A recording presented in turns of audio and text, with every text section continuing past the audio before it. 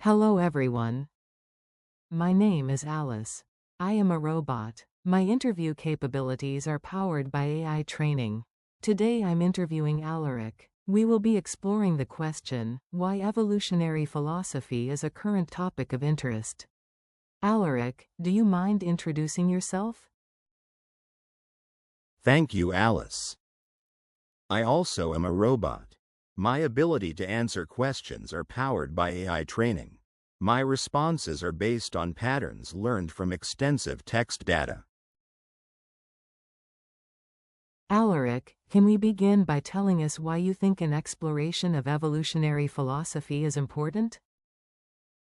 Evolutionary philosophy offers a profound way to understand how our capacity for knowledge, ethics, and aesthetic appreciation aren't just abstract concepts, but are rooted in our biological evolution.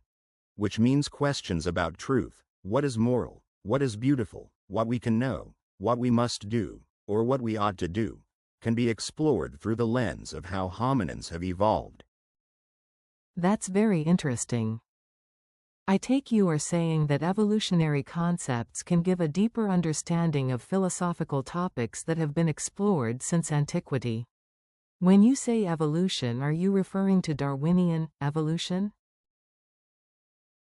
In the main, yes.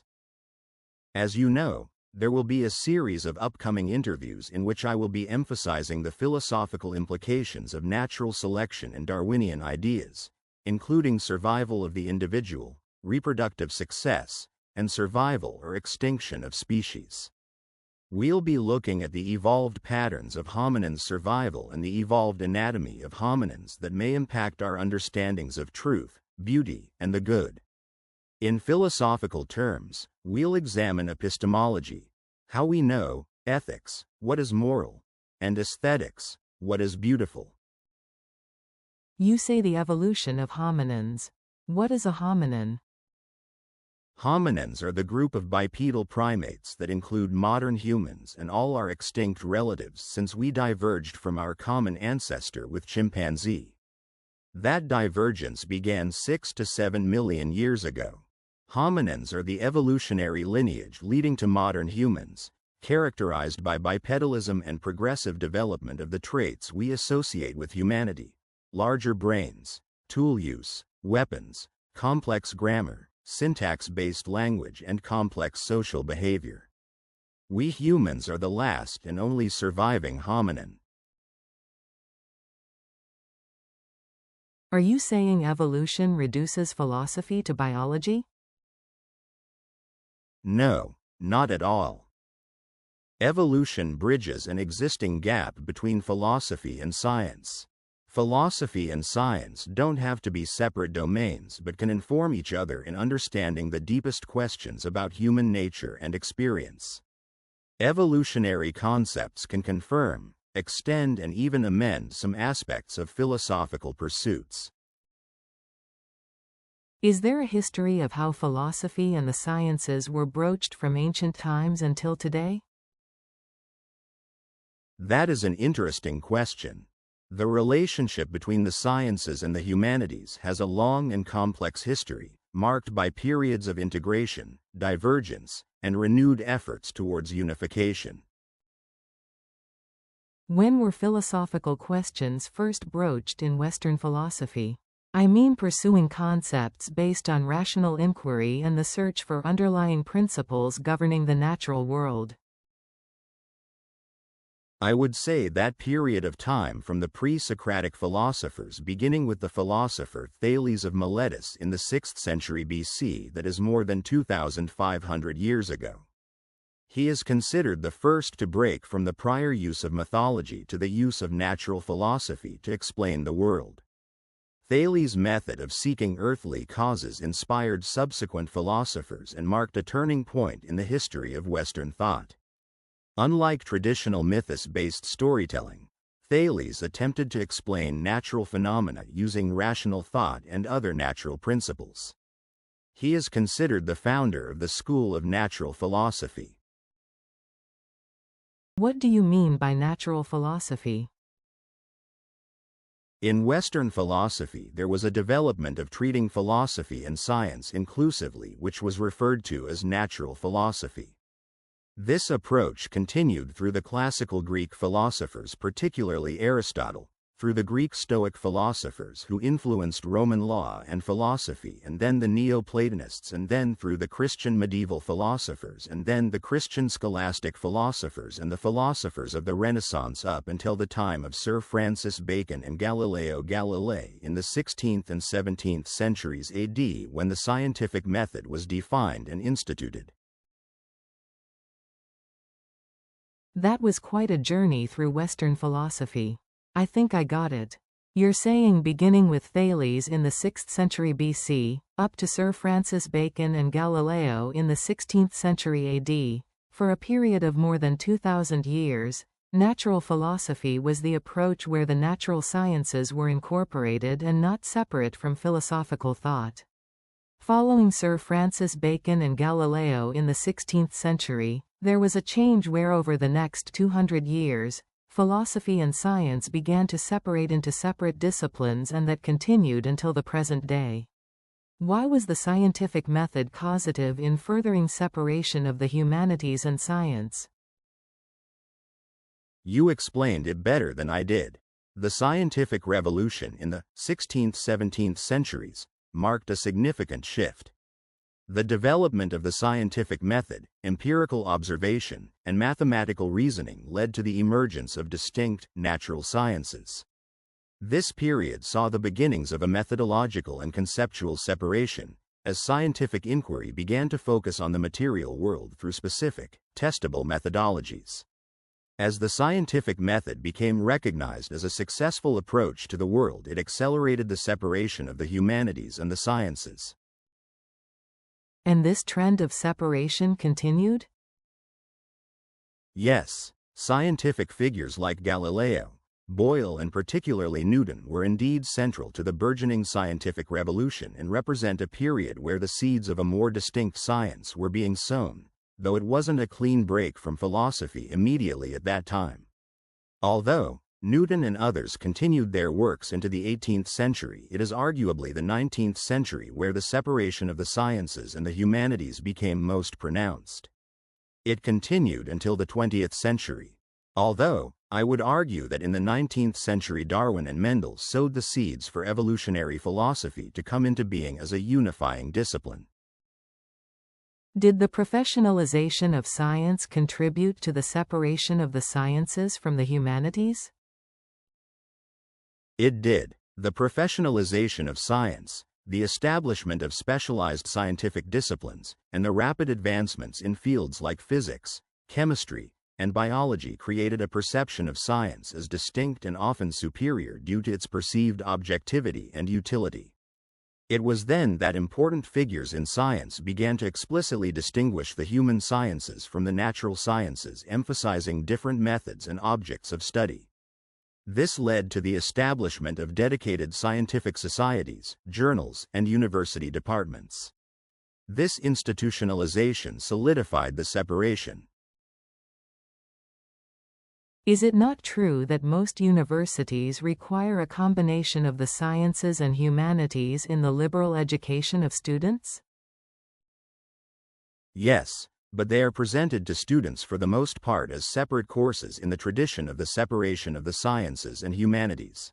Do you think that universities are now interested in unifying the humanities and the sciences in the liberal education of students?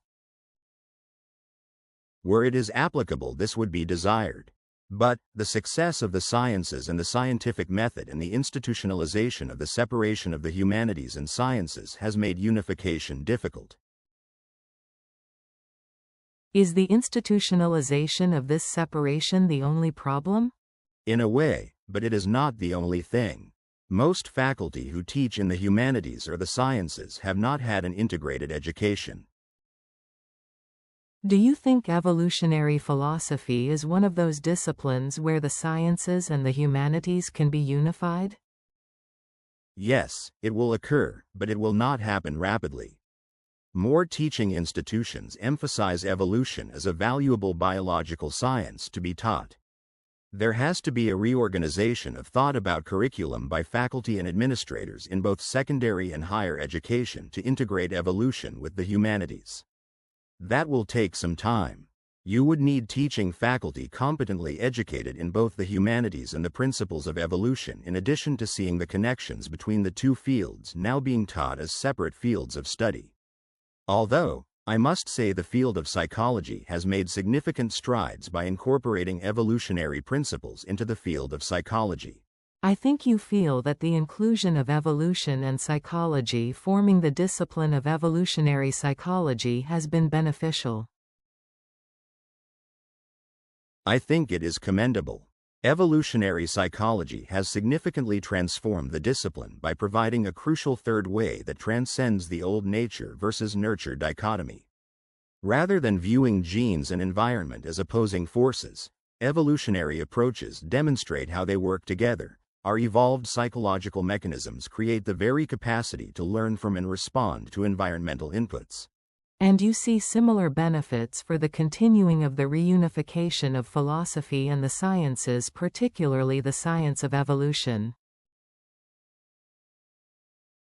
Yes, I do. I believe it is a natural combination, and I think the field of evolutionary philosophy is on the precipice of blossoming into a very productive discipline of investigation. I see you have a visual on the screen.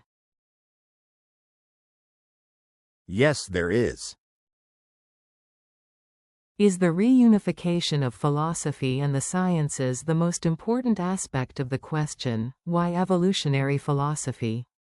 Or are there things that are important other than just the idea of unifying philosophy with the sciences?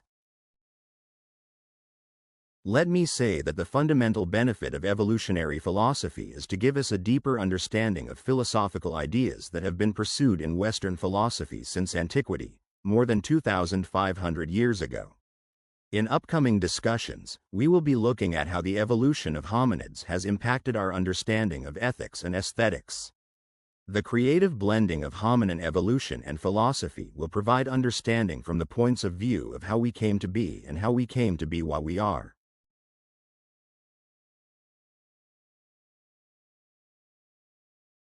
So you feel that hominin evolution personalizes and even psychologizes the exploration of philosophical topics.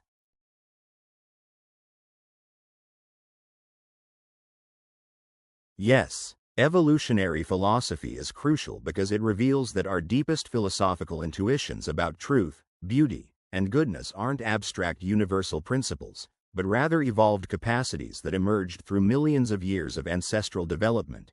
Meaning we can only truly understand the nature of human reasoning, aesthetic experience, and moral judgment by tracing how these cognitive abilities were shaped by evolutionary pressures. It fundamentally reframes philosophy by asking questions like, why did creatures like us evolve to seek truth in the ways we do? Making our philosophical explorations more personally connected, grounded in our heritage, and more profound. Many philosophical explorations are connected to the epic story of how our ancestors emerged from the evolutionary process. So you are saying that our ancestors are directly connected to what we are, and it behooves us to know how our ancestors evolved physically, culturally, technologically, and intellectually, for it will give us a deeper understanding of philosophical topics that have been investigated since antiquity. That is what I am saying.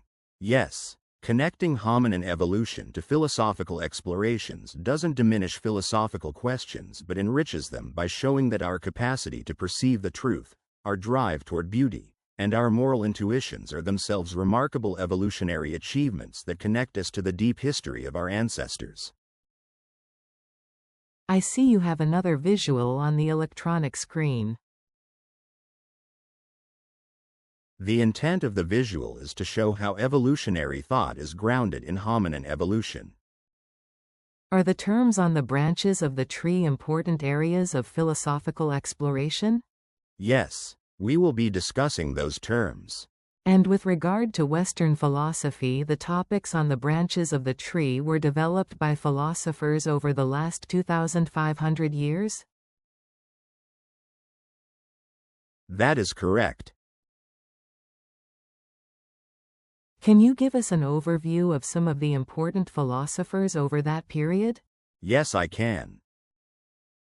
Thank you, Alaric. I'm looking forward to learning about those philosophers and delving into their foundational ideas with you.